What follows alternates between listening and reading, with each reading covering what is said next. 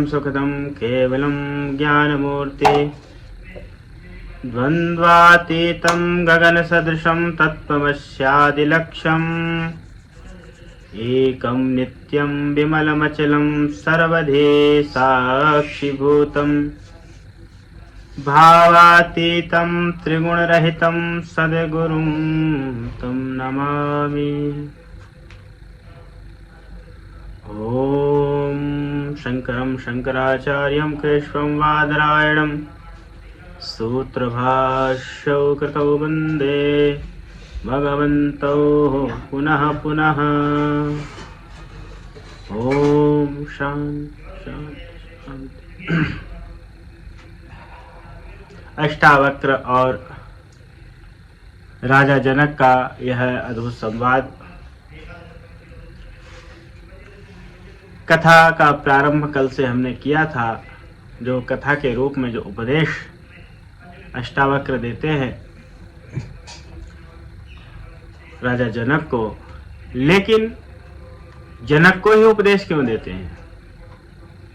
और किसी को भी उपदेश कर सकते हैं। कितने सारे वहां पर बड़े बड़े विद्वान हैं। जनक को उपदेश इसलिए देते हैं कि जनक के अंदर वह योग्यता है, वह सामर्थ्य है जानने का, वह सारी शर्तें हैं जो एक ब्रह्म ज्ञान के पिपासु के पास होनी चाहिए। तो जनक के जो प्रश्न है तीन, वो तीन प्रश्न उसकी योग्यता को दर्शाते हैं। एक बात और सुनने में आई होगी सबको कि ब्रह्म ज्ञान का, आत्मज्ञान का अधिकारी सब नहीं है, लेकिन जो है तो उनमें क्या योग्यता है, क्या अधिकार है। कल किसी व्यक्ति ने कहा मुझसे कि मुझे कोई ऐसी साधना बता दो मैं कर लूं। तो मैंने कहा बात तो सही है, बताने के लिए बताया भी जा सकता है, लेकिन जब तक समर्पण ना हो, निष्ठा ना हो, तब तक कोई उपदेश नहीं करना चाहिए। इस शास्त्र का नियम है। और अष्टावक्र जो है बिना नियम के कोई बात नहीं कह रहे। जनक में वो अधिकार है, क्योंकि जनक जो है, जैसे गीता में कहा है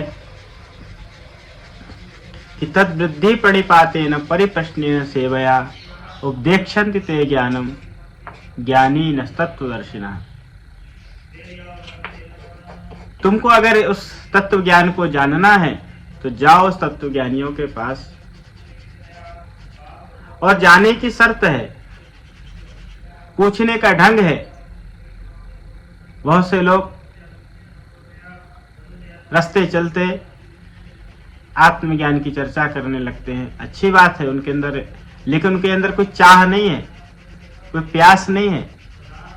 प्यास होती तो उसके लिए मृग की तरह, जैसे मृग तृष्णा है, वैसे तड़पते हुए नजर आते, लेकिन उनको कोई प्यास नहीं है। वो केवल प्रश्न कई लोग इसलिए भी करते हैं कि हमको हमारे गुरुजन संत जन हमको अच्छा बोले, लेकिन यहाँ भगवान कहते हैं अगर तुमको वास्तविक उस ज्ञान की पिपासा है, उस ज्ञान की अगर तुमको इच्छा है पाने की, तो विधि पूर्वक तद विधि प्रणिपातेन, प्रणिपात होकर के समर्पण भाव से। और प्रणिपात का मतलब है कि समर्पित कर देना। जैसे डॉक्टर के पास आप तुम जाते हो, तुम मर्ज ठीक कराने के लिए, तुम ये नहीं कहते हो कि हमको ये दवाई दो, तुम ये नहीं कहते हो कि हमको ऐसा इलाज करो, तुम समर्पित हो जाते हो कि डॉक्टर साहब आप जैसा अच्छे से अच्छा हो सके हमारा इलाज करो। तो गुरु, वैद्य और सचिव, ये तीनों राष्ट्र, धर्म और अध्यात्म के रास्ते के वैद्य हैं, ये चिकित्सक हैं। इसलिए इनके पास जाने का एक ढंग है, तरीका है। वो तरीका क्या है? प्रणिपातेन, समर्पण भाव से। जब तक तुम्हारे अंदर समर्पण का बिंदु घटित नहीं होगा, तब तक तुम उस ज्ञान को प्राप्त नहीं कर सकते हो। समर्पण भी आ जाए तो आप उसके आगे शर्त क्या बताए कि सेवया, सेवा के द्वारा। लोग जाते ही संतों से पूछते हैं कि मुझे ज्ञान दे दो, और संत भी कलाकार होते हैं, उनको कुछ ना कुछ सिखा के ही पहुंचाते हैं, लेकिन वो सीखने वाले कुछ नहीं है। वो सीखने वाले कुछ नहीं है। एक बार मिलकर के हमको उपदेश कर दो, हमारा कल्याण हो जाए। अच्छी बात है, तुम कल्याण चाहते हो, लेकिन कल्याण की प्यास है क्या? तुम्हारे अंदर जिस चीज की भूख ना हो और तुमको जबरदस्ती खिलाया जाए तो तुमको नुकसान कर जाएगा। अपने ही जीवन में तुम देख सकते हो। अब मुझे ही कल साथ साथ में कुछ वस्तु खा लिया, अच्छा लगा, लेकिन आज नुकसान कर गया। तो बिना इच्छा के खाया हुआ पदार्थ भी वो नुकसान ही करता है, दुख ही देता है, रुचिकर पैदा नहीं होने देता है, रुचि पैदा नहीं होने देता है। इसलिए किस आत्मज्ञान की जिज्ञासा जब तक ना हो, तब तक आपको आत्मज्ञान नहीं हो सकता है। तो उसकी शर्त है समर्पण, जो अर्जुन के अंदर थी, और वही शर्त जो अर्जुन के अंदर थी और वही शर्त यहाँ पर जनक के अंदर है। इसलिए जनक अधिकारी है। एक बार की घटना है, अष्टावक्र को उपदेश कर रहे थे, और उपदेश करते करते, और उपदेश की शर्त यह थी कि जब तक जनक नहीं आएंगे उपदेश शुरू नहीं किया करते थे। कुछ ज्ञानियों ने, कुछ आत्मज्ञानियों ने यह चाहा, यह विचार किया कि हम बोले अष्टावक्र जी से कि आप जनक का ही इंतजार क्यों करते हैं, हम तो पहले आ जाते हैं। जब हम पहले आ जाते हैं तो हमको उपदेश क्यों नहीं? एक गुरु के लिए, एक आचार्य के लिए सब शिष्य बराबर होते। बात सत्य है कि सब शिष्य बराबर होते। उसके लिए कोई छोटा कोई बड़ा नहीं है, कोई विशेष कोई अविशेष नहीं है। अष्टावक्र सुन लिए, उत्तर नहीं दिए। जनक लेट भी आते, विलंब से भी आते, तो अष्टावक्र बैठे रहते, जनक के आने के बाद उपदेश शुरू किया करते। तो सिखाना तो था, सबको ईर्ष्या होने लगी। तो गुरुओं से भी ईर्ष्या होने लगती है, फलाने को विशेष महत्व देते हैं, उस शिष्य को बड़ा विशेष आदर देते हैं। एक बार स्वामी शिवानंद सरस्वती जी महाराज के शिष्य स्वामी चिदानंद जी महाराज, उनकी भाव दशा क्या थी? कीर्तन चल रहा था बढ़िया, शिवोहम शिवोहम शिवोहम शिवोहम, लेकिन उनके ही शिष्य थे चिदानंद सरस्वती जी, जो डिवाला सोसाइटी के बाद में चेयरमैन भी हुए हैं और एक विश्व विख्यात संत के रूप में वो माने गए। तो कीर्तन करते करते वो बोलने लगे, चिदानंद रूपः शिवोहम शिवोहम, करते करते करते करते चिदानंद चिदानंद शिवानंद शिवानंद शिवोहम शिवोहम करते करते ये चिदानंदोहम करने लगे, चिदानंद चिदानंद करने लगे, एक शिष्य को प्रेम करते।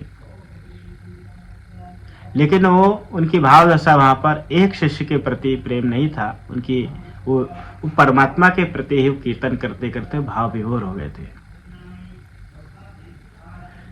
क्योंकि किसी के प्रति भी किसी के अंदर भी ईर्ष्या का भाव पैदा हो सकता है। ये बात सत्य है। और जनक के प्रति भी लोगों को ईर्ष्या पैदा हो गई। भले वो राजा थे, लेकिन अष्टावक्र की सभा में सुनने वाले सब एक थे, क्योंकि अष्टावक्र का उपदेश सबके लिए समान था। अष्टावक्र जानते हैं इस सत्य को कि मैं जनक के लिए क्यों रुकता हूं, औरों के लिए क्यों नहीं रुकता हूं, कि जनक के अंदर वह योग्यता है। तो एक दिन घटना ऐसी हुई कि नगर में आग लग गई। ऐसा खबर लेकर के एक व्यक्ति आया, एक राजपुरुष आया, बोला कि महाराज महाराज नगर में आग लग गई। बोले ठीक है, जाओ बुझा दो। जनक वहां से हटे नहीं। फिर थोड़ी देर बाद फिर एक राजपुरुष आया, बोलता है कि ये आग महाराज घरों की ओर बढ़ रही है। नगर में जो बने हुए घर है, अटारियां है, मकान है, उनकी ओर बढ़ रही है। तो जनक फिर भी कुछ ना बोले। जनक ने कहा कि जाओ उसको बुझाने का प्रबंध करो। उसके बाद जितने वहां बैठे थे, जिनके जब उसने कहा कि अटारियां जल रही हैं, अग्नि घरों की ओर बढ़ रही है, तो जितने वहां बैठे थे सब बेचैन हो गए। सब उनके अंदर चित्त में हलचल मच गई। लेकिन जनक जैसे के तैसे बैठे, बोलने लगे। सबका मन, सारे के सारे का मन वहां हो गया कि मेरा घर क्या होगा, मेरे बच्चे कैसे होंगे, मेरी पत्नी कैसे होगी, मेरा संसार कैसे होगा। ऐसा सब सोचने लगे। फिर से एक सैनिक आया, बोले कि महाराज आपके महल तक आग पहुंच रही है। फिर भी जनक हिले नहीं और बाकी जितने बैठे थे सब आग बुझाने के लिए भागने लगे। अष्टावक्र ने कहा ठहर जाओ। जनक में और आप में यह अंतर समझ में आया कि जनक इस राज्य का राजा है, लेकिन उसमें एक ही पिपासा है कि मैं अपने गुरु के पास आया उपदेश के लिए, आत्मज्ञान के पिपासा को लेकर के, ब्रह्म ज्ञान की पिपासा को लेकर के। लेकिन आप लोग एक घटना जो मैंने एक योजना तरीके से यह आप लोगों को समझाने के लिए बनाई, उसमें आप बेचैन हो गए। क्यों? क्योंकि मेरा संसार उजड़ने वाला है।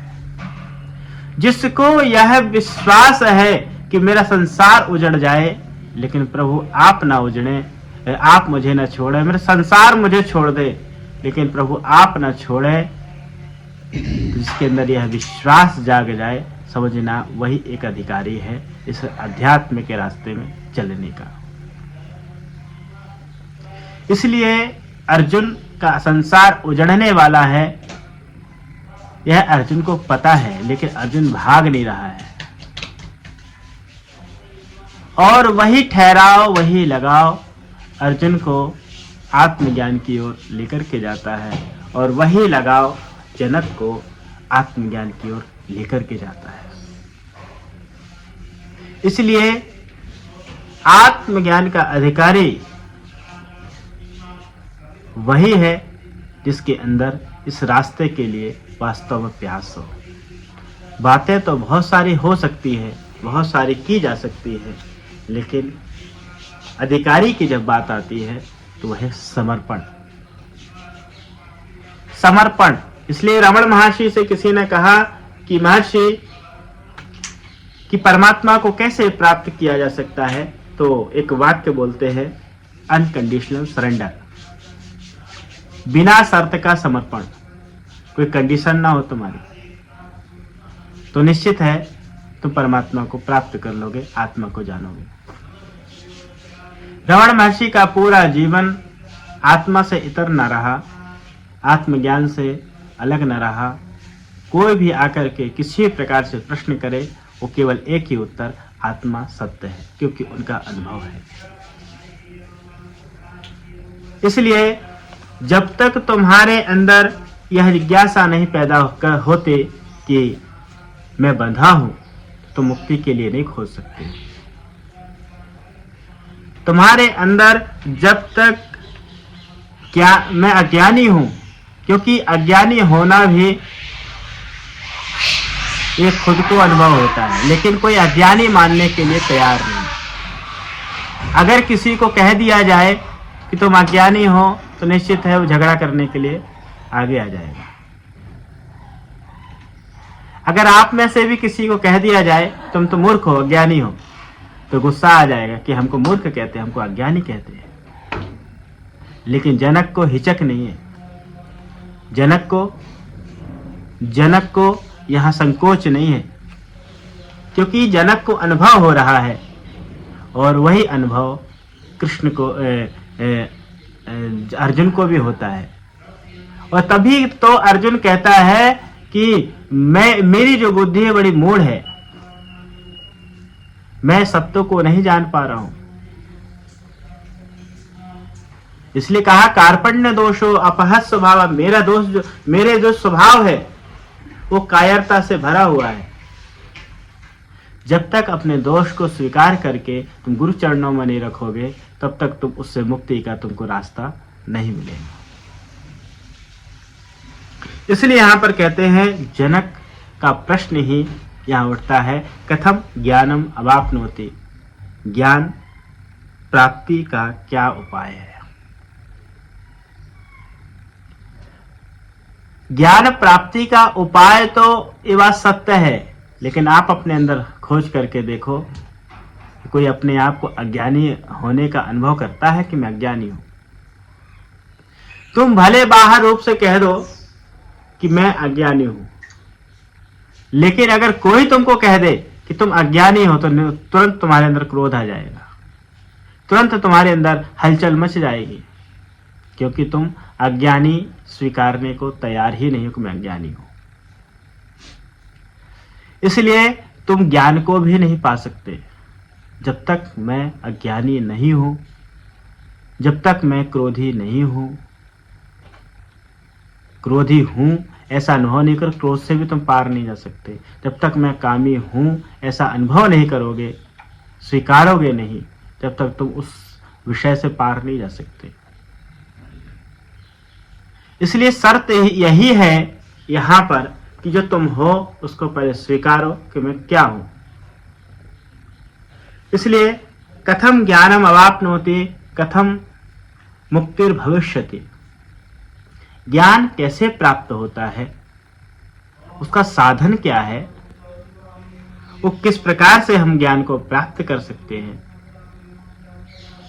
और मुक्तिर्भविष्यति, इसका मतलब कहीं ना कहीं जनक के पास सब कुछ होते हुए भी जनक कहीं अपने आप को बंधन अनुभव कर रहा है,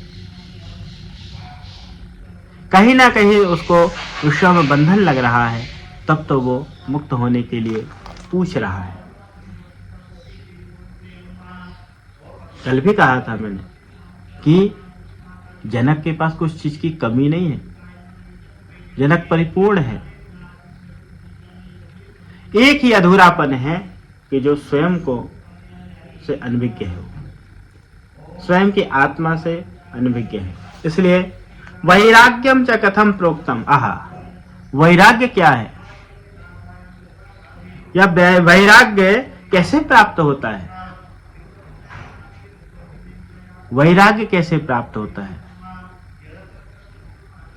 तुम्हारे पास सर्वगुण संपन्न हो, तुम सोचोगे कि हम वैरागी हो जाए। मेरे ही पूर्वाश्रम के जनी लोग आज भी कहते हैं तुम साधु बन गए, तुम्हारे यहां कुछ कमी थी क्या। लेकिन जनक के पास भी कोई कमी नहीं है, फिर भी जनक कह रहे हैं कि वैराग्यम च कथम प्रोक्तम, वैराग्य कैसे प्राप्त होता है। इसका मतलब इसको कहीं ना कहीं राग अनुभव हो रहा है। किसको? जनक को। जनक ने 3 प्रश्नों में अपने सारे संसार से निवृत्ति का साधन पूछ लिया, लेकिन पूछने का ढंग जनक का आप स्वयं समझ सकते हैं। वो केवल समर्पण भाव से पूछ रहा है, समर्पण भाव से जानना चाह रहा है और बड़े प्रेम से, एतद् ब्रूहि मम प्रभो, हे प्रभु ये मुझसे कहिए, ये मुझको बताइए। ये प्रश्न है जनक की। अब इसी प्रश्न का उत्तर अष्टावक्र देते हैं। तो कहते हैं कि मुक्तिमिच्छसे चेत तात, यदि तू मुक्ति की इच्छा करता है, यदि तू मुक्ति को चाहता है, तो कहा हे तात, हे जनक, हे राजन, तू अगर मुक्ति को चाहता है, मुक्तिमिच्छसि चेत तात विषयान विषयवत त्यज। जहां जहां तुम विषयों में रस ले रहे हो उसको विष के समान त्यागो। इसलिए विषयान विषय विषवत त्यज, कि जो विषय है वो विष के समान त्यागो। अमृत के समान ग्रहण नहीं करो, लेकिन हम क्या करते हैं? अमृत के समान ग्रहण करते हैं। लेकिन जिसको तुम अमृत समझते हो विषयों को, वो मृत्यु है। इसलिए जब तक तुमको सर्प में मृत्यु नहीं लगती, अगर सर्प से मृत्यु नहीं लगे तो तुम सर्प से दूर भागोगे क्या? मृत्यु का दुख, विष तुम्हारे सामने रखा है, उसमें मृत्यु ना दिखे, तुम उससे दूर भागोगे क्या? नहीं। इसलिए एक छोटा सा संस्मरण आता है दृष्टांत के रूप में कि ये विषय उस प्रकार से त्यागा जा सकता है जैसे कि एक कोई व्यक्ति है, उसको खीर बहुत पसंद है और खीर के लिए बड़ा लालायित है कि मेरी माँ खीर बना रही है, मेरी पत्नी खीर बना रही है और मैं खीर खाऊंगा। बच्चों के अंदर बड़ी उत्सुकता होती है, बड़ों से थोड़ा सा कम होती है बड़ों के अंदर, लेकिन बच्चों के अंदर उत्सुकता बहुत होती है। खीर बनेगी।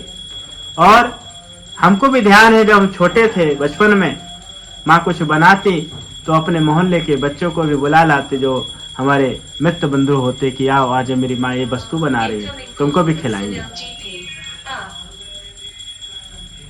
तो बड़ी उत्सुकता होती है।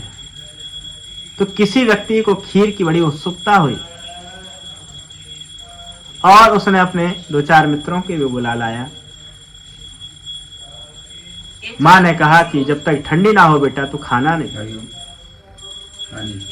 खूब बढ़िया बढ़िया सब मेवा मिष्ठान डाल करके खीर बनाई गई। तो खीर बनके तैयार हुई, ठंडी होने के लिए रख ली। लेकिन उस बालक को, उस व्यक्ति को सर्प दिख गया उस खीर के पतीले के पास। उसने मुंह नहीं लगाया, लेकिन सर्प दिख गया। तो सर्प दिख गया तो उसके मन में तुरंत आया कि मैं खीर नहीं खाऊंगा, क्योंकि पास में सर्प दिखते ही उसने खीर से मुंह मोड़ लिया कि नहीं, मुझे खीर नहीं खाना है। तुम्हारे कहा बेटा खीर खा। बोले नहीं माँ, मैं खीर नहीं खाऊंगा। बोले क्यों, क्या बात हो गई? बोले वो पास में सांप, काला सर्प घूमते हुए दिखा। अब देखो, सर्प ने मुंह लगाया नहीं लगाया, लेकिन उसके अंदर एक भ्रम आ गया कि इसमें विष आ गया। अब जिस खीर के लिए वो लालायित है, वह खीर उसको जबरदस्ती भी खिलाई जाएगी, वो नहीं खाएगा। मुंह खोल करके भी उसको खिलाया जाएगा, ठूसा जाएगा उसके मुख में, तो भी वो नहीं खाएगा, उल्टी कर देगा। क्यों? क्योंकि उसको जिसके प्रति आसक्ति थी, उसी विषय में उसको विष दिखने लगा और मृत्यु और साधारण विष नहीं, महान घोर कालकूट विष दिखने लगा। इससे मैं मर जाऊंगा, इससे मेरी मृत्यु हो जाएगी। और मृत्यु की पीड़ा उसको कचोटने लगी और वो उस वस्तु को खाने से, उस खीर को खाने से मना करने लगा। इसलिए जनक को अष्टावक्र कहते हैं कि हे राजन, यदि तू मुक्ति की इच्छा करता है, मुक्ति को चाहता है, विषयान विषवत त्यज, विषयों को विष के समान त्याग, और ग्रहण किसको कर? क्षमा आर्जव दया तोष सत्यम पीयूषवत भज। क्षमा आर्जवम दया तोष सत्यम पीयूषवत भज। आहा, क्षमा मतलब क्षमा सबसे बड़ा गुण है, जो सबके अंदर नहीं होता है। और सब क्षमा रूपी धन भी सबसे बड़ा है, लेकिन क्षमा बलशाली ही कर सकता है, कमजोर कायर व्यक्ति नहीं कर सकता है। किसी पहलवान से एक बड़ा संटा सा व्यक्ति लड़ रहा है और उसका कोई अनुभव नहीं है पहलवानी का, और वो दूर से चिल्ला के बोले कि मैं तुमको क्षमा करता हूं, तो कर सकता है क्या? ये हंसी का पात्र है। लेकिन अगर वो पहलवान कहता है मैं तुमसे क्षमा कर देता हूं, तो ये छत्रपति शिवाजी महाराज कितने बार युद्ध किए, कितने लोगों को उन्होंने दया करके क्षमा कर दी। क्यों? छत्रपति शिवाजी महाराज के सामर्थ्य था, और वह सामर्थ्यशाली व्यक्ति ही क्षमा करने के योग्य हो सकता है। इसलिए किसी से अपराध हो जाए तो उसका एक ही दवा है, उसकी शांति के लिए एक ही दवा, क्षमा। कि तुम उसको क्षमा करते जाओ, तुम उसको आगे प्रोत्साहन दो और स्नेह दो। इसलिए क्षमा, सरलता, आर्जव, सरलता, दया, संतोष। सरलता रूपी गुण इतने जल्दी नहीं आता है। इसलिए राम की अगर विशेष पहचान है, श्री राम की विशेष अगर पहचान है, तो सब सर्व सामर्थ्य होते हुए भी उनके अंदर क्या है? सरलता है, उनके अंदर सहजता है। इसलिए अष्टावक्र कहते हैं कि यदि तू मुक्ति की इच्छा चाहता है, इस शर्त है, देखो सुनो तुम भी, अगर तुम्हारे अंदर भी तुम मोक्ष को प्राप्त करना चाहते हो, तो विषयान वत त्यज, विषयों को विष के समान त्यागो। और कब त्याग सकते हो?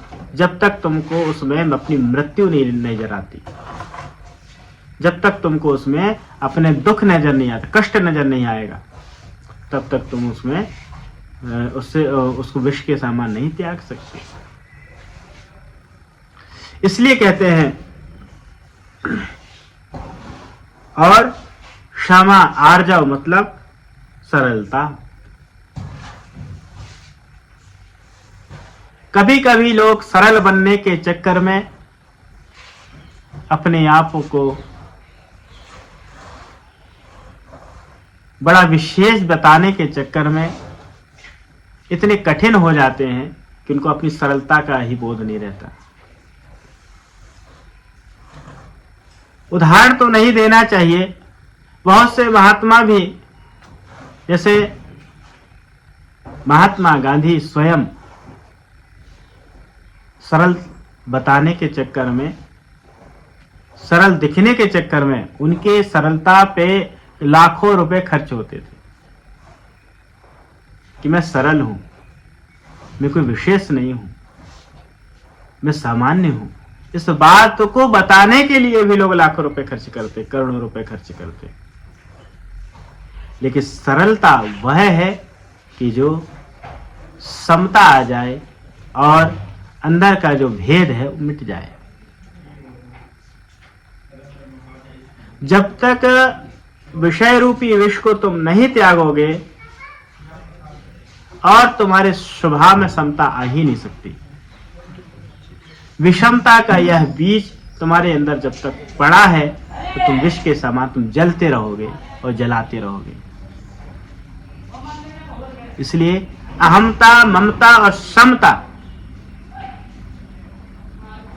अहमता के त्याग से, ममता के त्याग से समता प्रकट होती है, उस समता से सरलता पैदा होती है।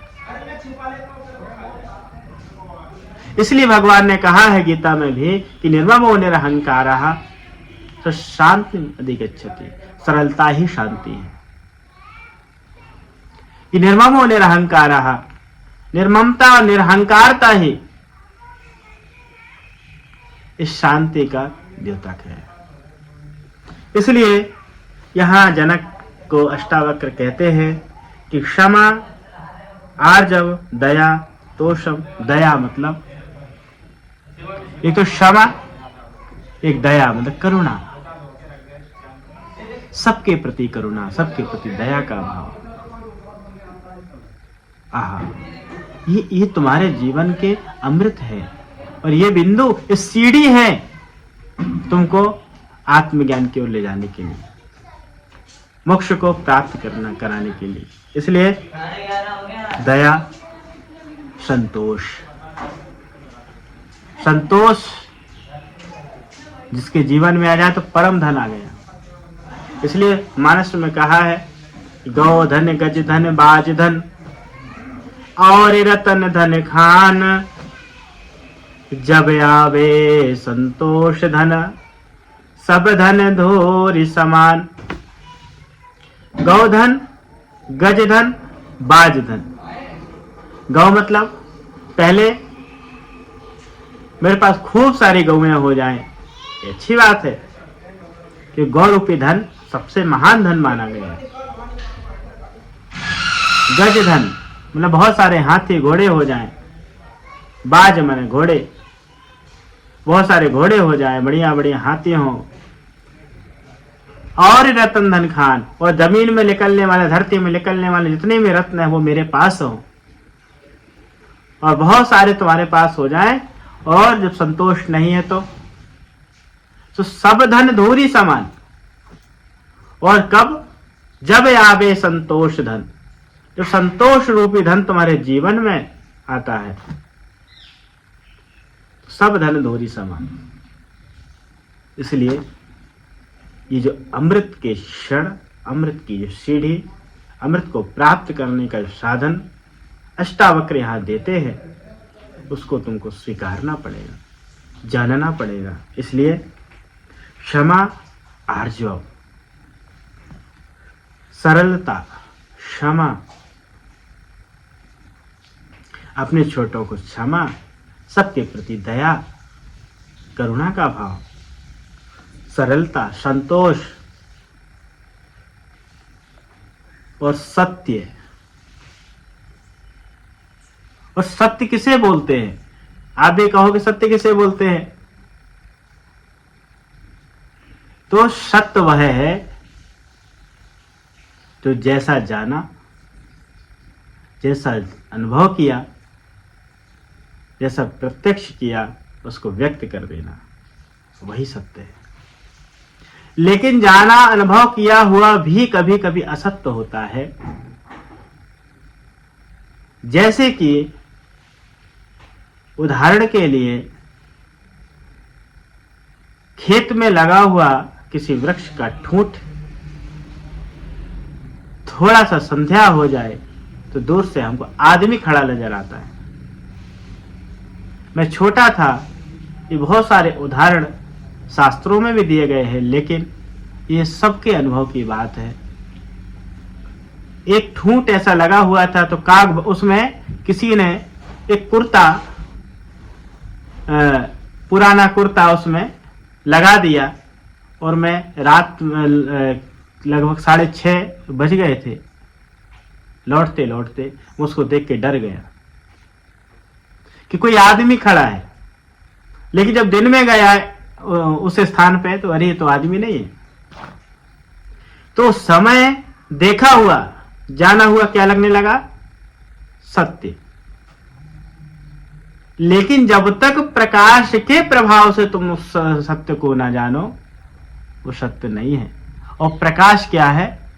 ज्ञान। प्रकाश क्या है? शुद्ध बुद्धि। प्रकाश क्या है? गुरु की समझ। इसलिए गीता भी सत्य की परिभाषा करती है कि सत्य वह है जिसका कभी अभाव नहीं होता है। सत्य वह है जिसका जो कभी मिटता नहीं है। इसलिए यहां पर कहते हैं कि हे राजन, एक तो विषयों को विष के समान तू त्याग, लेकिन किसको स्वीकार कर, किसको तू अपना? कहते हैं क्षमा, सरलता और दया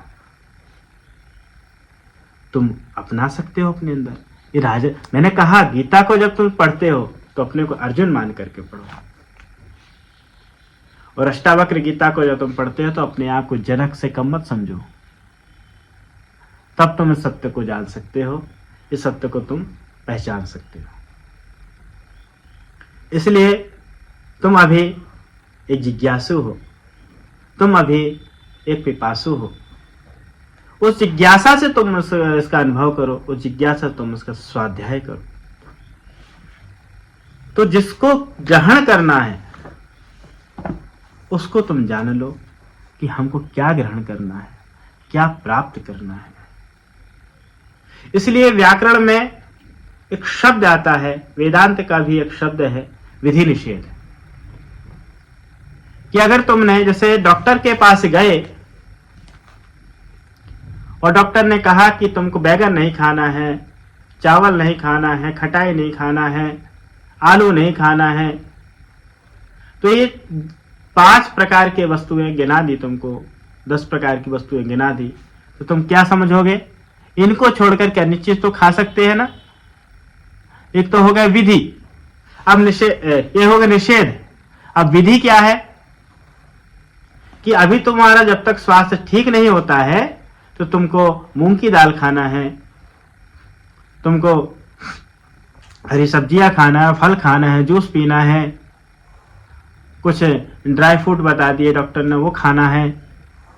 तो आप क्या समझते हो कि यही खाना है, इसके अलावा हमको दूसरी चीज नहीं खाना है, तो इसको विधि निषेध बोलते हैं।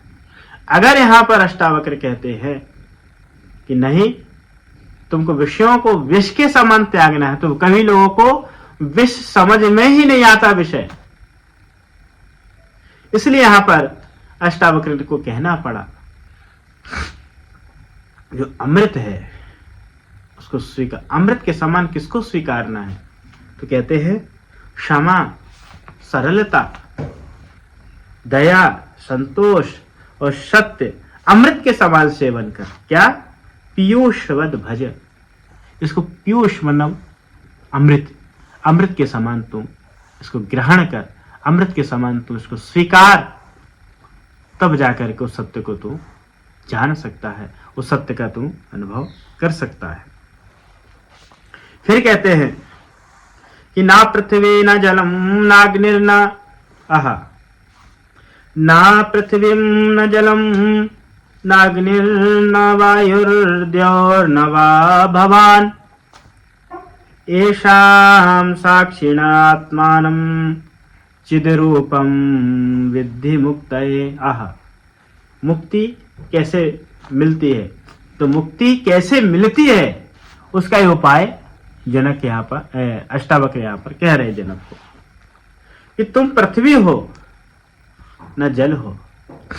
और वही बात आ गई यहाँ पर कि न मनो बुद्धि अहंकार चित्तानि नाहम, आहा, न च श्रोत्र जिह्वे न चा घ्राण नेत्रे। इसलिए मैं कहता हूं अष्टावक्र का उपदेश, अष्टावक्र का जो अनुभव, अष्टावक्र का ज्ञान और आचार्य शंकर का ज्ञान कोई अलग नहीं है, वो एक है। इसलिए कि ना तुम पृथ्वी हो, ना पृथ्वी ना जलम। आहा, तुम पृथ्वी भी नहीं हो, तुम जल भी नहीं हो, ना अग्नि हो, अग्नि भी तुम नहीं हो, ना वायु हो अर्थात पंच महाभूत तुम नहीं हो, और ना आकाश ही हो। येषाम साक्षिणम आत्मानम, मुक्ति के लिए तुम अपने को इन सबका चित्त स्वरूप साक्षी समझो। इस तरीका बता दिया